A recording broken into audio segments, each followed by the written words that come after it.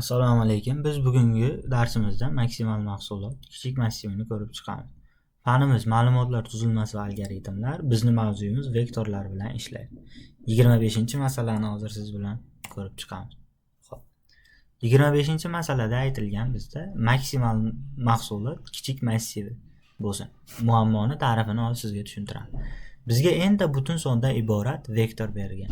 U vektorlar ixtiyoriy son bo'lishi mumkin. Ya'ni musbat son ham bo'lishi mumkin, manfiy son ham bo'lishi mumkin. Endi bizni topishimiz kerak bo'lgan narsalar ko'paytmasi eng katta bo'ladigan tutash kichik massivni topishimiz kerak. Shartimiz esa manfiy sonlarning juft ko'paytmasi musbat berishi inobatga olinishi. Bu matematikada bor, ya'ni ikkita manfiy sonni bir-biriga ko'paytirganda yoki bo'lganda musbat son bo'ladi. Xo'p, birinchi misolimiz. Bizda dinamik massiv berilgan, ya'ni vektor berilgan 2, 3, -2, 4, -1, 2 vektorlarimiz bor. Natija shunda 48 chiqish kerak. Ya'ni ko'rib turganingizdek ko'paytirish amallari orqali chiqarilgan. Endi ikkinchi misolimizda bizga -2, 0, -1, 3 va -4 sonlari bergan. Bundagi javob 3 chiqish kerak. Ya'ni faqat 3 bo'lganda 0 massivini o'zi oladi demoqchi. Endi bizda asosiy fikr ikkita manfiy son ko'paytmasi musbat, shuning uchun joriy max va joriy minlarni bir vaqtda kuzatish kerak. Ikkalasini ham olishimiz kerak. Biz bittasini olib turib, ikkinchisini olmay ketadigan bo'lsak, bu xato bo'lishi mumkin. Xo'p, endi biz vektor yaratish va kiritishni ko'rib chiqishimiz kerak. Bunda e'lon qilish usullari, konstruktor va vektor sintaksisini ko'rib chiqamiz. Xo'p, biz ko'rib chiqdik. Ya'ni o'zi bu vektor nima? Bu vektor ya'ni massiv, faqat massivning dinamik massivi. Ya'ni shuni aytishimiz kerakki, dinamik massiv deganda massiv ishlayotgan jarayonda o'zini o'zi kengaytirib keta oladigan massiv hisoblanadi. Buni oddiy massivdan farqi shu vektordir. Ya'ni biz uni jarayonda kengaytirib ketishimiz mumkin. Biz unga xotiradan 10 ta joy ajratib 5 tasini kiritsak, keyinchalik 6, 7, 8 larni ham kiritishimiz mumkin. Lekin oddiy massivda buni iloji yo'q. Endi bo'sh vektor e'lon qilishni ko'rsak, vektor in tipida v deb vektorni e'lon qilamiz. Keyinchalik esa uni har bir elementlariga pushback funksiyasi orqali qo'shib olamiz. Ya'ni pushback funksiyasi bizni massivimizning eng oxiriga bittadan qiymat qo'shib ketadi. Xo'p, endi initializer list bor. Bu nima? Bu to'g'ridan to'g'ri qo'shish hisoblanadi va unda bizning barcha kiritgan elementlarimiz ko'rinadi. Biz unda vektor nomini aytamiz va gullik qavsining ichiga vektorlarimizning qiymatlarini kiritib ketamiz. Endi massivdan o'tkazish bor. Ya'ni biz xuddi oddiy massiv kiritgandek, misol uchun aytamiz, 10 ta elementi bo'lishi kerak va qiymat kiritishi kerak desak, dastlab sin n deymiz, 10 ni kiritib oladi. Keyinchalik esa barchasiga pushback funksiyasi orqali birinma ketin to'ldirib keta olamiz.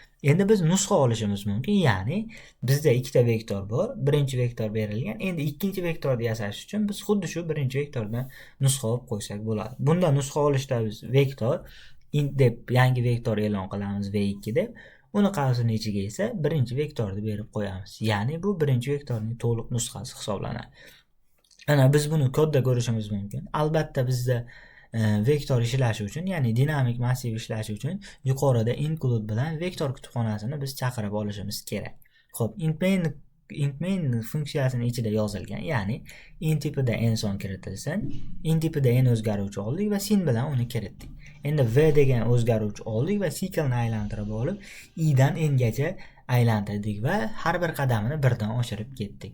Intim x ga teng bo'lsin, x ni kiritib ketaver va pushback, ya'ni oxiriga x ni qo'shib ketyapti. Bunda vektor to'ldiriladi, ish boshlash mumkin bo'ladi. Bu vektorni kiritish ko'rsatilgan. Ya'ni biz vektorni funksiya, ya'ni sikl yordamida, for sikl yordamida kiritib olyapmiz. Buni biz bemalol while yoki do while orqali ham kiritishimiz mumkin, lekin eng ko'p ishlatiladigan va eng qulayi asosan for bo'lganligi uchun biz bunda for siklidan foydalandik. Xo'p, endi asosiy elementlarga murojaat qilish bor. Operator, add, front, back funksiyalari bor va bu funksiyalar bo'lgandan so'ng, xo'p, barchasi bor ekan, barchasi elementga murojaat qilar ekan. Bularda nima farqi bor va xavfsizligi bormi degan savol tug'iladi. Xo'p, endi shularni ko'rib chiqamiz. birinchi operatorlar, ya'ni birinchi operatorni ko'ramiz. Ya'ni u indeks orqali murojaat qiladi. Chegaradan chiqsa undefined behavior deydi. Ya'ni tanilmagan xulq atvor. Qisqa qilib aytganda, bunaqa element yo'q deydi. Ya'ni indeks yo'q degan narsani qaytaradi. Masalada tezlik uchun ishlatiladi. Xo'p. Endi biz xuddi shunga at bilan murojaat qilishimiz mumkin. Ya'ni chegaradan chiqsa bu bizga kod, ya'ni xatolik bermaydi. Try exit ga o'xshab, Pythonda yozayotgan try exit'imizga o'xshab biz xatolikni ko'rsatib ketishimiz mumkin C++ da. Ammo i bilan operator bilan qilganimizda xatolik beradi. Chegaradan chiqsa, bunda esa xatolikni aytib ketadi. Bu shuning uchun ham biroz sekinroq, lekin xavfsiz. Endi operatorimiz tez, lekin xavfsiz emas. Ya'ni butun dasturimizning kodi xatolik berib yuborishi mumkin. Endi bizda ikkita funksiyani ko'rganimizdan so'ng uning uchinchisi ham bor va u front hisoblanadi. Xo'p, front nima va u nima qiladi? Front birinchi elementni qaytaradi. V ga 0 ga teng desak, bo'sh vektor bo'ladi. Ya'ni bu shunaqa funksiya hisoblanadiki, bo'sh bo'lmasligi kerak buning aybi. Endi back funksiyasi bor, oxirgi elementni qaytaradi. Biz misol uchun tasavvur qiling, bitta massiv yaratdik. Massivda 1 dan 20 gacha bo'lgan natural sonlarni kiritib chiqardik. Endi biz massivimizni v deb nomlagan bo'lsak, v.front desak, massivimizning 0-indeksda turgan elementini, ya'ni eng birinchi elementini bizga ko'rsatadi. Xuddi shunday back funksiyasi esa bizga massivimizning eng oxirgi elementini ko'rsatadi va bunda bizni massivimiz bo'sh bo'lmasligi kerak. Chunki bo'sh bo'lsa, tasavvur qiling, biz 0 massiv e'lon qilsak, qanday qilib uning eng oxirgi va eng birinchi elementini ko'ramiz? Shu sababli ham bular bo'sh bo'lmasligi kerak. Endi kod ko'ramiz, ya'ni C++ da yozilgan. Biz int tipida, ya'ni vektor dinamik massiv e'lon qilib oldik. Uning elementlari 2, 3, -2 va 4 hisoblanadi. Biz birinchi bo'lib eng kichkinasini chiqarib olyapmiz v0 deb. Bularning ichida v0 deb birinchi indeksdagini chiqaryapmiz, ya'ni 0-indeksda turgan elementini, birinchi elementini. Endi v.at2 desak, bu indeks bo'yicha murojaat qiladi va ikkinchi indeksda -2 turibdi. Avvalgi joylarda aytib o'tganimizdek, massivlarda doim kiritilgan massivning birinchi elementi 0 dan boshlab indekslanadi. Front desak, 0-elementi 2 ga teng va chiqarib beryapti. Back desak, oxirgi elementi 4 ga teng va uni bizga chiqarib beryapti. Xo'p, biz bularni ko'rdik. Endi vektor o'lcham va sig'imini ham ko'rib ketishimiz kerak. Bunda size, capacity, empty kabi funksiyalar bor va ularning bir-biridan farqi ham aytib o'tilgan. Size bu inglizcha so'z bo'lib, o'lcham degan ma'noni anglatadi. Biz ushbu so'zdan ham buni tushunib olishimiz mumkin. Hozirgi vektorda nechta element borligini qaytaradi. Biz 10 ta elementdan iborat vektor e'lon qilsak, size bilan uni o'lchasak, qisqa qilib aytganda size funksiyasini ishlatsak, u bizga vektorni nechta elementi borligini qaytaradi. Siklda chegarani aniqlash uchun ishlatiladi asosan bu. Misol uchun biz 1 dan 10 gacha son 1 dan 10 gacha yoki 1 dan 20 gacha bo'lgan vektor e'lon qilgan bo'lsak, uni qanaqadir bir o'rtacha qiymatini topmoqchi bo'lsak, size orqali dastlab sum funksiyasi orqali yig'ib olamiz. So'ngra esa size orqali o'lchamiga bo'lib qo'yib, o'rtasini topib olamiz. O'rtacha qiymatini shunda kerak bo'ladi, ya'ni u bizga massivimizning chegarasini aniqlashda. Xo'p, endi capacity funksiyasi bor. Bu ham inglizchadan olingan, ya'ni sig'im degan ma'noni anglatadi. Bu xotirada ajratilgan sig'im. Bu sizedan katta bo'lishi mumkin va relokatsiyani oldini oladi. Ya'ni capacity'miz 6 dan katta bo'lishi mumkin. Ya'ni bu degani nima degani? Mana pastki rasmda ko'rib turibmiz. Capacity 8, size 6 deyapti. Ya'ni bizda 8 ta qiymat kiritib oladigan vektorimiz bor. Biz dastlab 8 ta qiymat beramiz deb vektorda e'lon qilganmiz, lekin unga 6 tasini kiritganmiz. Ya'ni bizda hali yana 2 ta imkoniyatimiz bor kiritishga. Ana shuni capacity deymiz va relokatsiyani ham oldini oladi. Bunga biz qo'shib keta olamiz. Endi empty bu ham inglizcha termin va bu funksiya hisoblanadi. Bu ham xuddi size va capacity ga o'xshab. Bu funksiyamiz qiymat qaytarmaydi. Ya'ni qaytaradi. Qanday ma'noda qaytaradi? Bu boolean funksiyasi hisoblanadi. Ya'ni haqiqiy, rost yoki yolg'on degan qiymat qaytaradi. Agar biz vektorimizni empty qilib tekshiradigan bo'lsak, vektorimizning ichida element bo'lmasa, true qaytaradi. Agar element bo'lsa false qaytaradi. Cycledan yoki backdan oldin tekshiriladi. Size teng 0 da. Endi pastda C++ yana kod ko'rib ketamiz. Har bir slaydimizda xuddi o'sha vektor 2, 3, -2, 4, -1, 2 vektorlari qiymatlarini olgan vektor yaratganmiz va nokta size desak 6 chiqdi. Ya'ni bu uning 6 ta elementi borligini anglatadi. Endi biz capacity ni ishlatganimizda u eng kamida 6 bo'ladi. Undan katta ham bo'lishi mumkin. Agar dastlab biz tepada massiv 10 ta yoki 12 ta elementdan iborat degan bo'lsak, hozir 6 ta kiritgan bo'lsak, 6 dan katta ham bo'lishi mumkin. Endi xuddi shu vektorimizni empty ga tekshiradigan bo'lsak, false chiqyapti. Nima uchun false chiqyapti deganga bizning asosiy dalilimiz buning ichida 6 ta son bor. Qanday qilib u false chiqishi mumkin? Ya'ni bu bo'sh emas. Bo'sh faqatgina bu bo'sh bo'lganda edi true qaytaradi. Hozir bo'sh bo'lmaganligi sababli false qaytaradi. Xo'p, endi element qo'shish va o'chirishni ham ko'rib o'tamiz. Pushback. Biz boya rosa ishlatdik. Pushback funksiyasi orqali to'ldiramiz dinamik massivni deb. Pushback nima deganini endi ko'rib chiqyapmiz. Ya'ni pushback bu oxiriga element qo'shib ketaveradi. Masalada vektor to'ldirishda ishlatiladi. Eng ko'p ishlatiladigan funksiya hisoblanadi. Pushbackdan biz juda ham ko'p foydalanamiz va undan foydalanishimiz ham kerak. Endi popback bor. Bu oxirgi elementni o'chiradi. Size 1 ga kamayadi. Unda bo'sh bo'lmasligi kerak. Bo'sh bo'lsa xato beradi. Chunki umuman bo'sh bo'lgan funksiyadan biz qanday narsa o'chirib tashlay olamiz? Endi insert funksiyasi bor. Insert iteratorni joyiga x qo'shadi. Ya'ni biz 3-indeksda misol uchun bizda massiv bor, unda 6 ta elementi bor. Biz 3-indeksda turgan joyga boshqa narsani, ya'ni boshqa birorta massivning ichiga element qo'shib qo'yguncha insert funksiyasini ishlatamiz. Ammo bu kam ishlatiladi. Buning eng asosiy sababi bu og'ir hisoblanadi, ya'ni protsessordan ancha narsa talab qiladi. Chunki massivimiz to'g'ri bir 10 ta elementi bor massivga bilinmasligi mumkin, lekin 15 ham emas, bir 100 ta, 200 ta, 1000 ta elementi bor massivda bu ancha qiynab qo'yadi. Ya'ni endi xuddi shunday arrays funksiyasini ham ko'ramiz. Bu iterator ko'rsatgan o'chiradi. Misol uchun bizda u 25 ta elementi bor massivda arrays funksiyasi bilan 8 desak, o'sha 8-indeksda turganini o'chiradi. Keyingi barcha elementlar bitta oldinga siljiydi va bu katta massivda o'ta sekin ishlaydi. Buning sababi tasavvur qiling, bizda 10 ming ta elementi bor massiv bor. Biz 900 emas, 572 elementini o'chirmoqchimiz. Endi qarang, 572 gacha boradi. O'zi borgunigacha ham ancha vaqt oldi. Endi 572 ni o'chirgandan so'ng 573 da turgan 72 ga qaytadi. Undan oldinda turgan bittadan orqaga qaytadi. Shuning uchun ham bu kam ishlatiladi, ayniqsa katta massivlarda. Misol ko'rsak, mana yana vektorimiz bor. 2, 3, -2, uning ichidagi elementlar. Endi pushback 4 desak, shu vektorimizni eng oxiriga 4 qo'shib qo'ydi. Endi popback de ishlatsak, shu 4 ni olib tashladi, chunki u eng oxirgi elementni o'chiradi. Endi insert bilan boshlanishi +1, ya'ni eng birinchi 0-indeksiga 1 ni qo'shamiz, 1 bo'ladi. Birinchi indeksiga 99 ni qo'shib qo'yapti. Endi arrays deyapmiz, oxirgi elementini topyapti. Oxirgi elementini topgandan so'ng unga 2 ni qo'shib, o'sha joyda o'chirib qo'yapti. Ya'ni qarang, bu yerda nima uchun hech narsa o'chmadi desak, bizdagi eng oxirgi element necha? Bizdagi eng oxirgi element -2. Xo'p, -2 dan keyin 2 ta element qo'shsak, hech qanaqa elementi yo'q. U elementni qanday o'chiradi? Shu sababli ham 0. Ya'ni buning capacitysi 3 ga teng emas, 3 dan katta. Xo'p, endi for cycle yordamida biz bularni chiqarib olyapmiz barchasini.